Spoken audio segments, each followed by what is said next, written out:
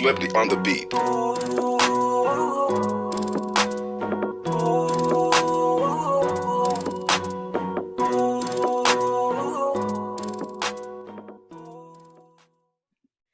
Okay, good day. Ah,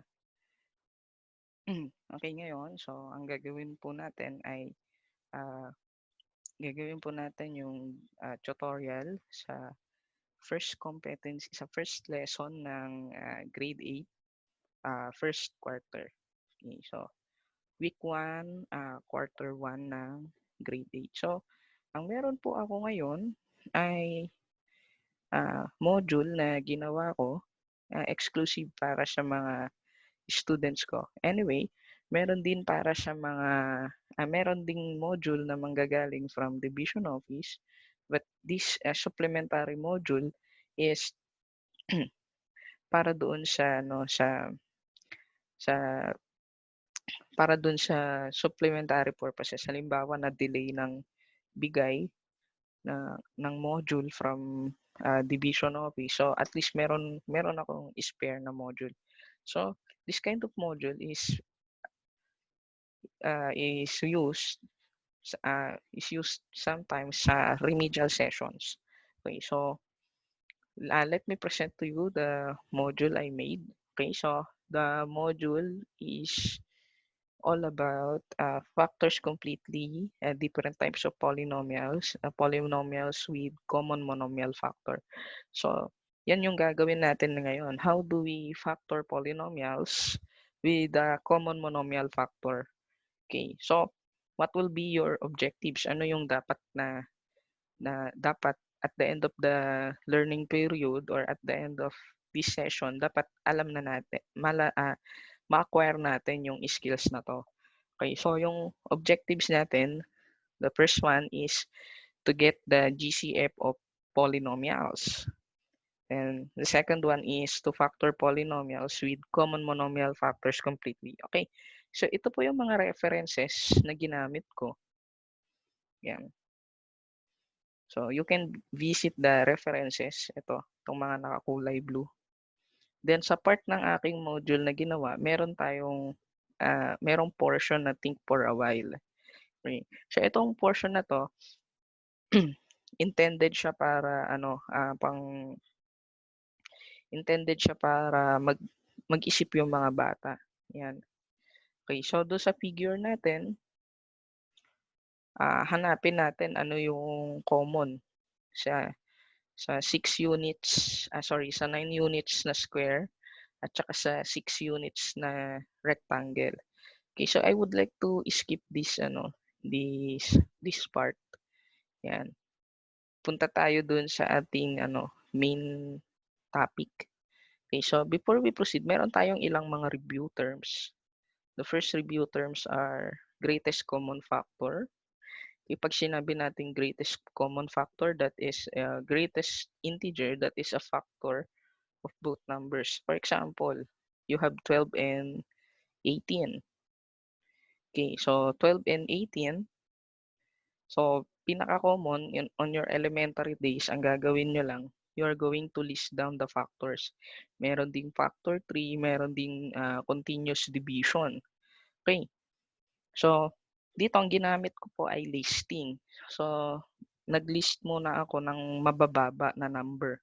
So, ang nakuha ko po ay 2 times 2 times 3 para sa factor ng 12. Sa 18 naman, 2 times 3 times 3. Okay. So, kung makikita ninyo, ang common na mababang number ay 2 and 3. So, kunin natin yung product, magka-come up ka sa 6 times 2 at 6 times 3. Okay, pwede namang diretsong 6 times 2, diretsong 6 times 3 kung may isip nyo siya agad. Pero kapag katulad nito na hindi ka sigurado, pwede tayong mag-start sa maliliit na number muna. Okay. Sa review terms, you have monomial. When you said monomial, that is expression which is product of constants and non-negative integer. Okay. Or one-term polynomial. Okay. Okay, so let us proceed. Okay. How do we get GCF? How do we get the GCF of two monomials? Kasi yun muna yung first step natin. bago tayo mag-factoring, kailangan marunong muna tayong mag-GCF. So, ito yung mga examples. Okay, so example natin, what is the greatest common factor of 10x cubed and 4x? So, that is the first example. Okay. So, first example natin. Okay, so get the GCF. So, for GCF ng 10x cubed and 4x. Okay. So, first, pwede natin magli-listing tayo. So, factors muna ng 10, you have 5 times 2. And factor ng x cubed, you have x times x times x. Okay.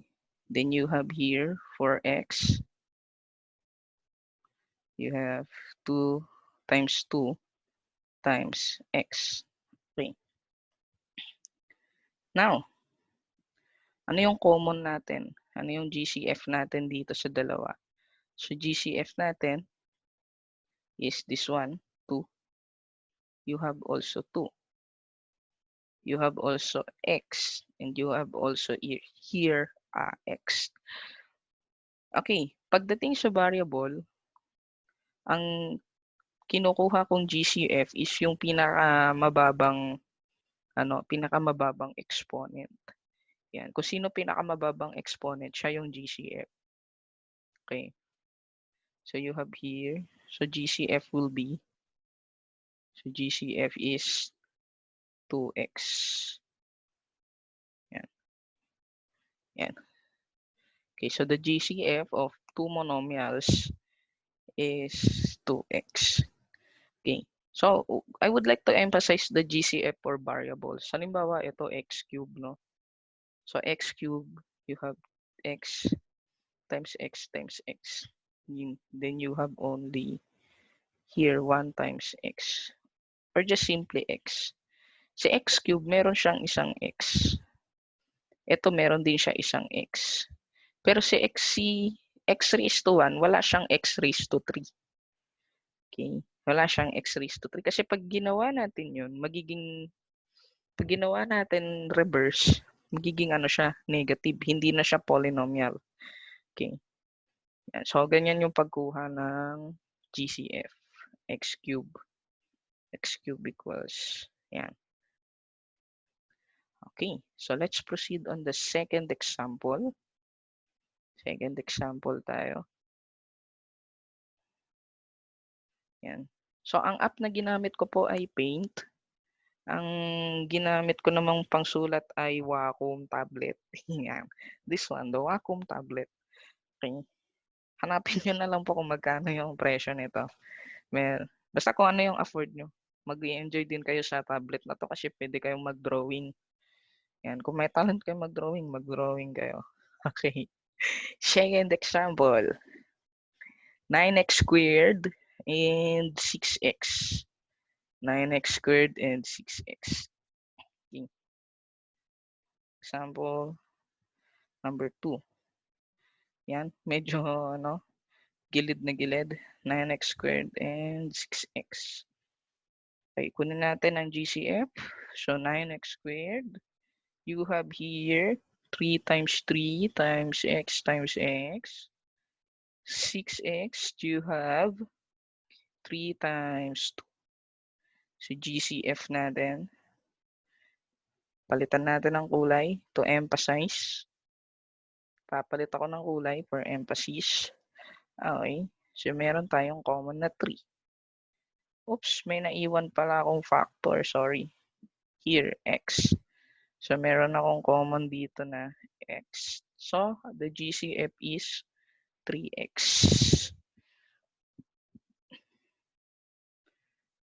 Okay. Next, third example. 12x raised to 5 and 8x raised to 3. Sige, dito tayo. Sayang ang space eh. Number 3, you have 12x raised to 5 and 8x raised to 3. So, get the GCF, you have 12x raised to 5. So, factors of 12 are 4 times 3. Siyempre, 5x. Hindi kasya. Dito na lang. Okay. 8x cube. You have 4 times 2. Then, 3x. Okay. So, let us get the GCF. Okay, let's get the GCF. Okay, so you have here 4. Meron tayong 3x, x cube. So, the GCF is 4x cube. Okay. So, question regarding x raised to 5 and x cube. Okay, so, walang question. Kung meron kayong question pala, pwede kayong mag-post sa comment section. Pwede nyo po akong kontakin sa Messenger. Pwede po kayong mag-send ng PM sa Messenger. Kaya sa sa Gmail ko, sa Yahoo. Yan. Po-post ko po lahat yan. Okay. So gusto ko lang emphasize kanina. Ang given natin kanina ay 12x raised to 5 at saka 8x raised to 3. Okay, bakit x raised to 3 ang GCF natin? Prove ko lang ng konti. Si x raised to 3 ay pwedeng maging x raised to 3. Si x raised to 5, sorry, ay pwedeng i-break down into x raised to 3 times x raised to 2. By loss of exponent, you can just add the exponent. Okay. By the first, I think it's the first law, product law. Okay, that's the product law. Yan. Then, x cube. So, kung papansin mo, si x cube, common nilang dalawa. Common mismo nila. Okay, common factor. Yan. Kaya ang GCF natin kanina, x cube, not x raised to 5. Okay. Pag sinabi pala natin greatest common factor, dapat kung ano yung meron kay x raised to 5, meron din kay x raised to 3. Kaya siya tinawag na greatest common factor. Okay. Isa pang example. Last one. Last example. Yan, gamit na gamit yung Paint. Hindi ko akalaing magagamit ko yung Microsoft Paint na yan. Okay. Number 4. 5x raised to 7, 10x raised to 5, 30x raised to 3. Again, for the fourth example, last example, 5x raised to 7, 10x raised to, yan makakalimutin ako. Sorry. 10x raised to 5, 30x raised to 3. 10x raised to 5, 30x raised to 3. Okay. So, factor natin. 5x raised to 7, you have 5 times x times x. 1, 2, 3, 4, 5, 6, 7. Okay. Then you have 10x raised to 5. You have here 5 times 2 times 5x. Factor natin 5 beses. 1, 2, 3, 4, 5. Okay. Next, 30 x raised to 3. You can have 6 times 5 times x times x. Okay. Let's get the GCF. Intro pa lang yung lesson natin. Pero kasi kailangan eh. Kailangan alam nyo to para makuha nyo yung pinaka-topic natin. Anyway, para ka na rin nagre-review sa topic mo ng grade 7 kasi you are going to apply here the laws of exponent. Okay, so GCF muna tayo. So 5, 5, 5, 2, tsaka 6. But 6 can be rewrite as 3 times 2. So meron ka ring 2. Okay? So meron ka ng 5 times 2.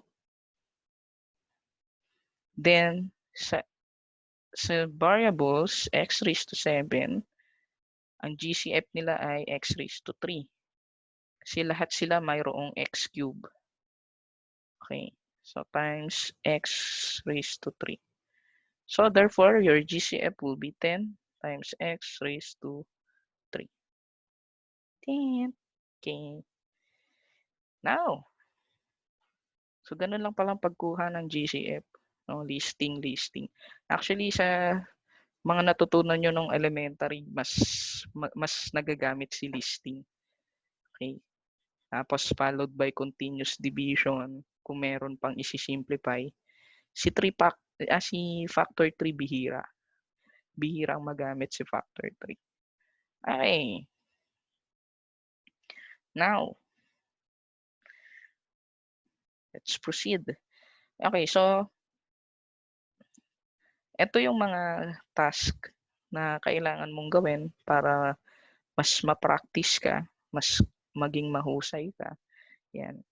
Okay, so once na nasagutan mo to, pwede mong isend sa akin sa messenger yung mga sagot. Picturean mo na lang with solution, syempre. Kasi baka mamaya hindi ikaw yung gumawa. Baka mamaya pinasagutan mo lang. Okay. So, dun tayo sa isa. Sa main topic natin, factoring polynomials by taking common monomial factor. So, gagamitin na natin yung skills na ginawa natin kanina. No? Okay. So, let us proceed on our first example. But before that, let us take a look at the process. What are the process in taking out in factoring common monomial factor? Okay. So, number 1, find the GCF of all terms in the polynomials.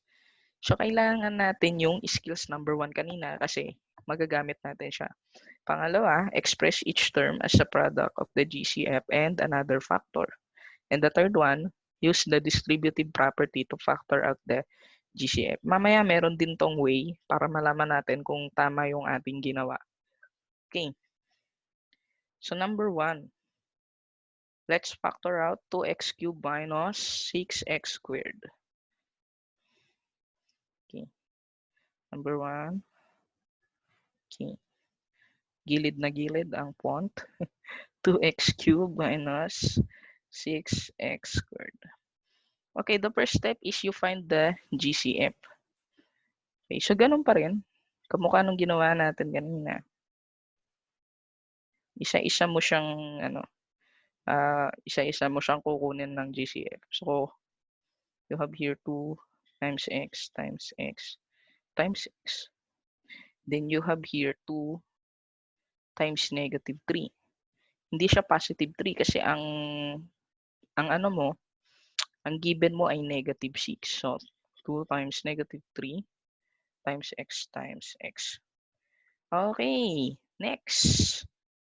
We're about to get the GCF. Palit tayo ng kulay.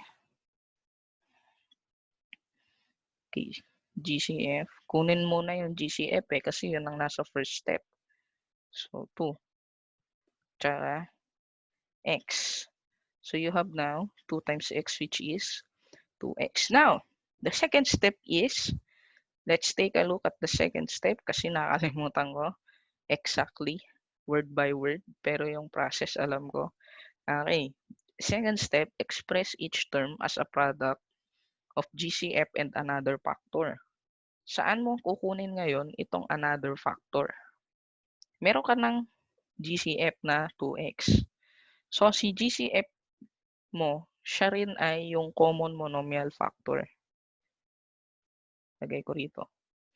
Common monomial factor.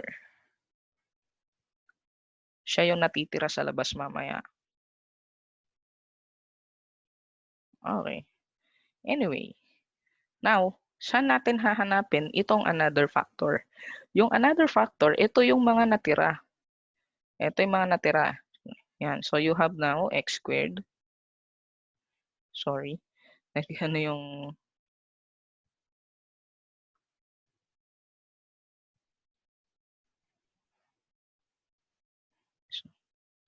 Wait lang. Yan. Biglang nag-auto-write. Okay. So, x squared. At saka negative 3x. So, ito ngayon yung another factor. So, express as the product. So, ano yung nakuha natin? 2x. Tsaka, x squared minus 3x. Okay. So, ito yung ating factor. Yung 2x dito, siya ang iyong common monomial factor. Okay. Ito yung monomial na present doon sa 2x cube at saka sa negative 6x squared. Okay, next. Paano natin malalaman kung tama yung sagot mo? Sige, baka mamaya tama lahat ng ginawa mo, mali pala yung sagot mo. Okay. So, gagawin natin is we're just going to apply the distributive property. Okay. So, i-multiply natin isa-isa. So, you have now 2x times x squared minus 2x times 3x.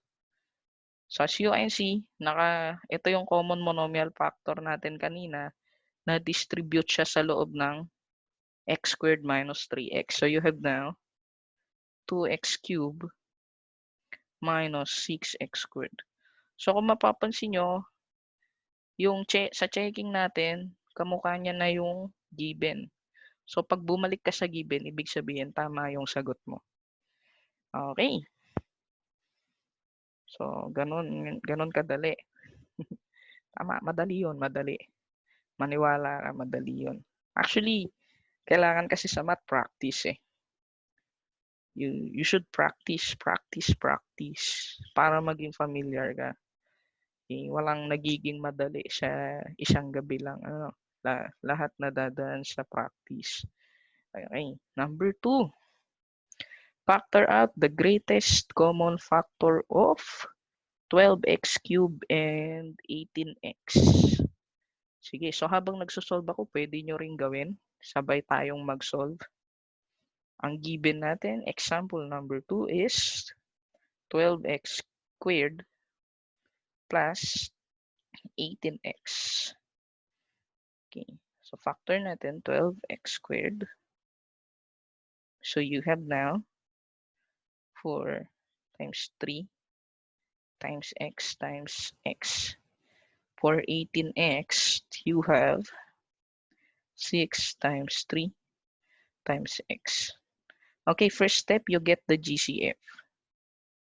Okay. So, GCF natin is 3. Hindi na ako nakapagpalit ng ano. Yan, 3. Of course, x. Sa 4, pwedeng maging 2 times 2. Sa 3, pwedeng maging 3 times 2. So, dito may lalabas na 2. So, here, meron ka makikitang other factor na 2, tsaka x, so 2x. Dito, meron kang other factor na 3. So, ito lang, 3. Positive 3. So, ang GCF natin kanina, GCF natin ay 2 times 3 times x. Yan. Ito yung mga natira kanina. Okay. 2 times 3 times x or just simply 6x. Okay. Now, what are the other factors? Express as the other factors. So you have now 6x times 2x plus 3. Okay.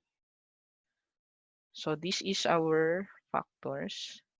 And 6x will be your common monomial factor. Ibig sabihin, yan yung monomial na present sa both 12x squared tsaka 18x. That's it, common monomial factor. Okay, so dun tayo sa checking. Let us verify kung tama. So you have 6x times 2x plus 6x times 3. So you have now 6 times 2, you have 12. So 12x squared plus 18x. Okay. So bumalik tayo sa ating given. So ibig sabihin yung answer natin ay correct. Tama yung sagot natin.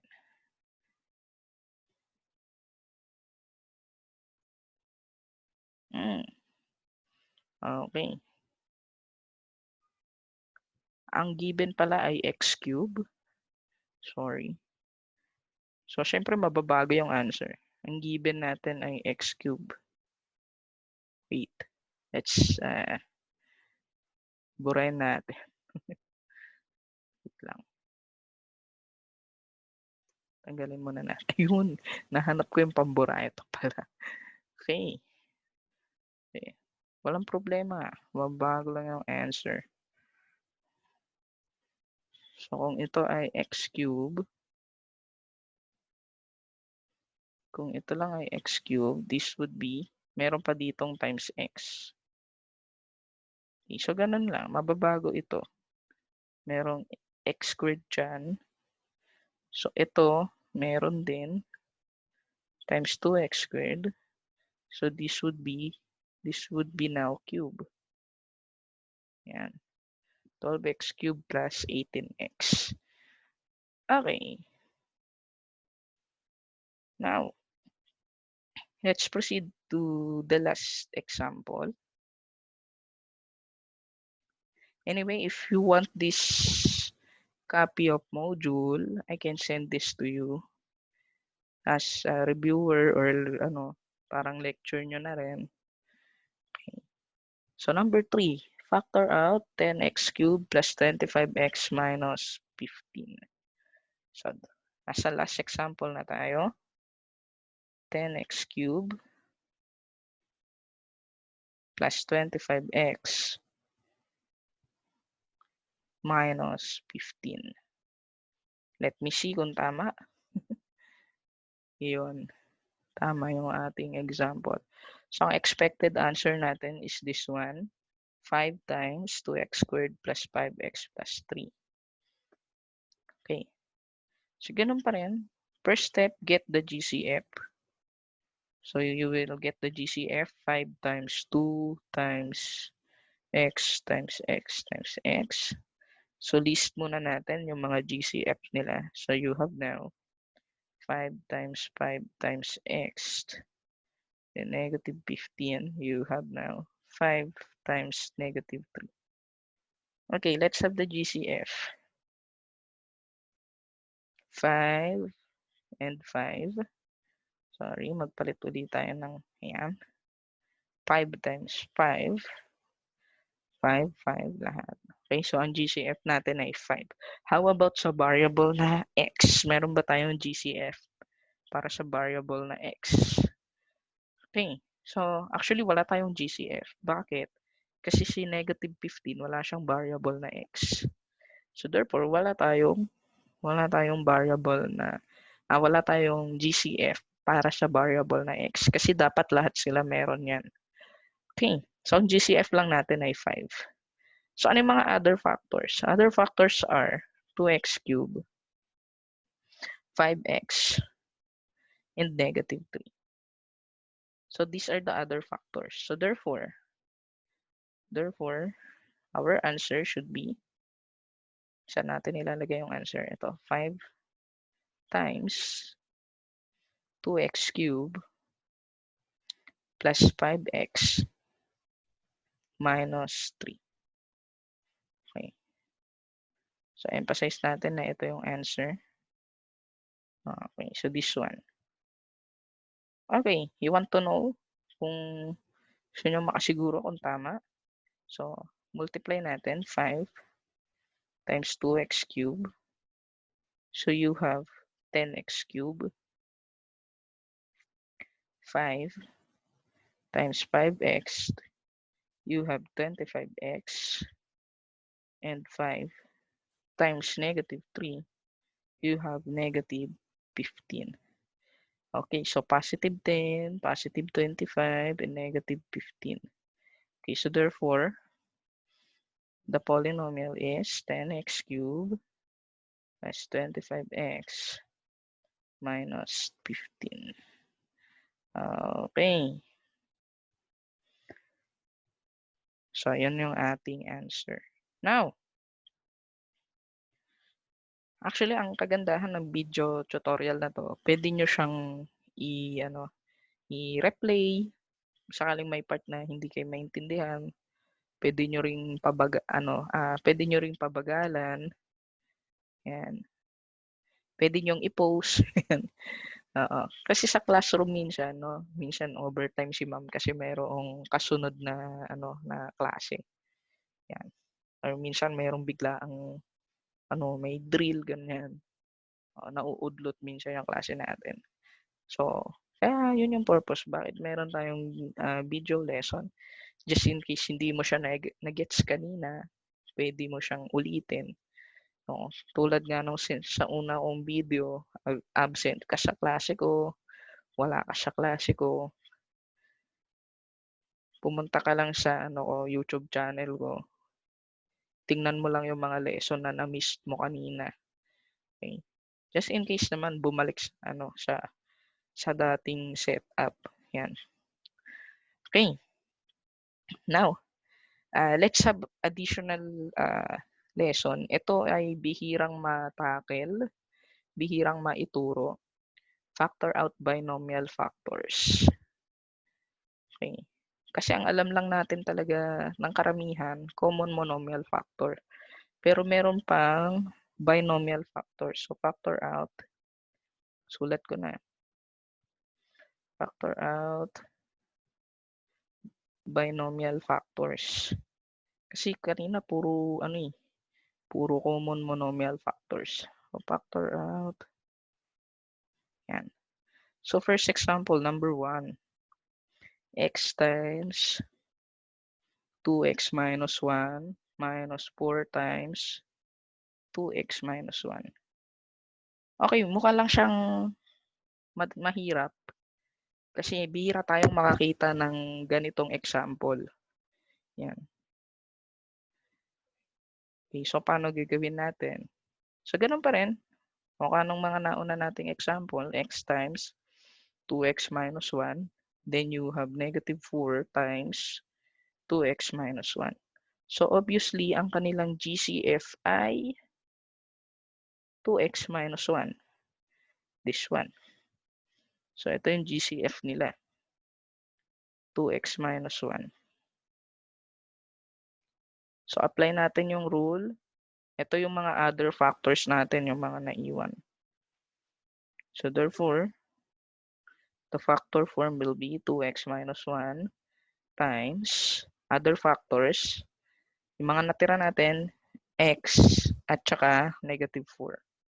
So, x minus 4. Yan. Para mo lang siyang tinanggal sa loob. Si 2x minus 1, parang tinanggal mo sa loob ng binomial. Yan lang. Okay. Sige. Gusto mong i-clarify kung tama ka? Gusto mo ba ng checking? Pwede.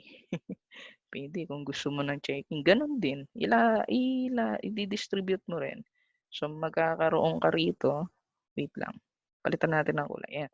Magkakaroon ka rito ng x times 2x minus 1. Tsaka ito. Negative 4 tapos buong 2x minus 1. Sorry, hindi nakasya. So, ganun lang siya. Okay, next. Number 2. Bigay tayo ng isa pa. Although sa module ko, isang example lang yan. Bigay pa tayo ng isa. Last na to, promise. Last na. Okay. Si Ma'am Jen, lagi niyang sinasabi last na pero may kasunod pa. Okay. Sige. So, let's have another. Let's say this one. X squared times 3x plus 2 minus, lagyan ko kaya to 6x squared. Then, ito ay 12. 12x times 3x plus 2. Okay. Yan. Magagamit nyo lahat ng skills nyo. Okay. Ito, 6x squared times 3x plus 2.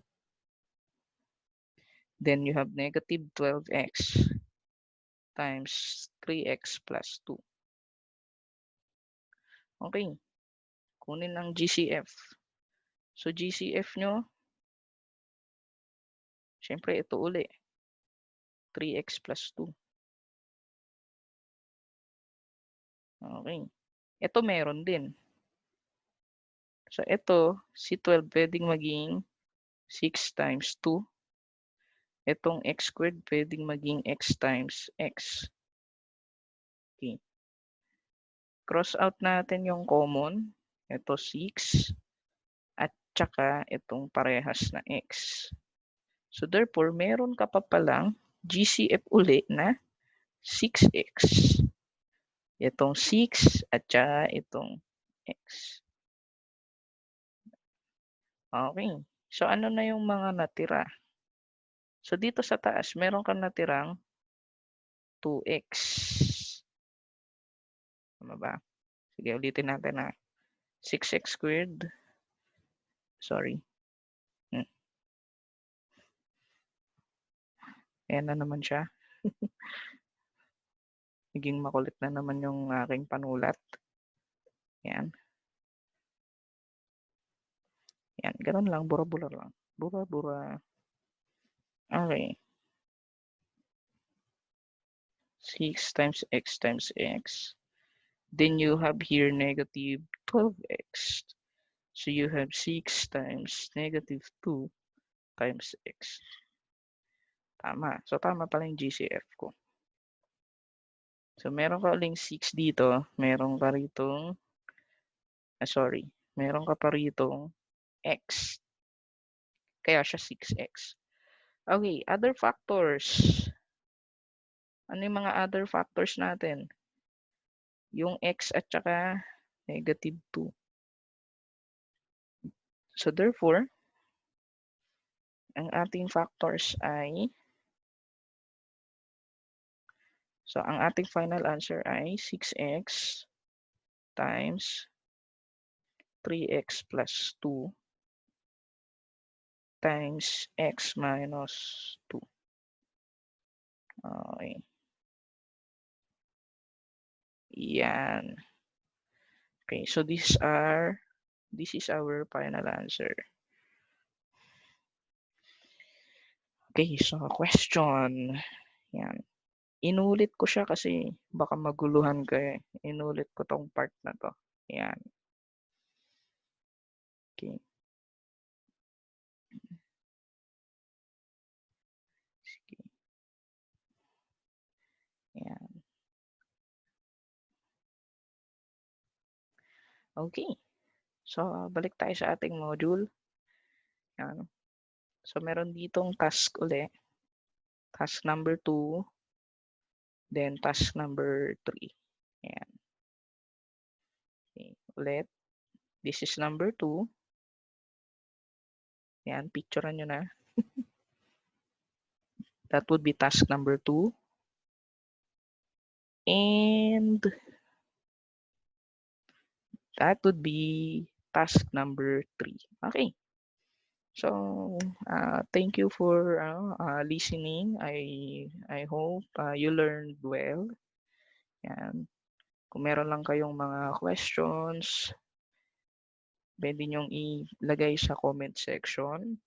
Puwede niyo rin akong i-PM sa Messenger, kaya sa aking Facebook, account.